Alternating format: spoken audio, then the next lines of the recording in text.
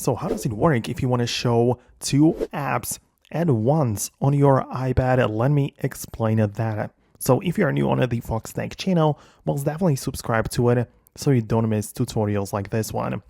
On your iPad, I would encourage you to update to the latest version. I'm running the latest iPadOS 26, and all of the things I'm going to show you will apply to that version. But essentially, what you need to do is to still be within your iPad settings, and on the main panel, when you scroll down a bit, you'll see the multitasking and gestures section. And for me, I can see three options. It's full screen apps, windowed apps, or stage manager. The point is that the first one, the full screen apps, doesn't allow for any multitasking. So you need to have it either set it to the windowed apps or the stage manager. Personally, I like to keep it at the windowed apps.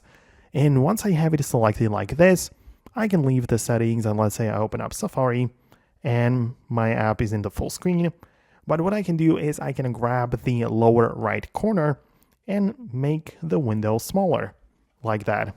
And that's how you can multitask, right? In order to add more apps, I can just go back to the home screen and open up something else.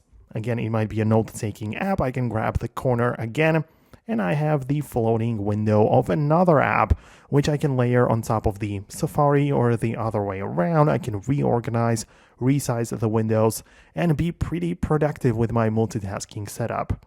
I can obviously keep on adding more apps, closing the existing ones, and just play around with the multitasking features.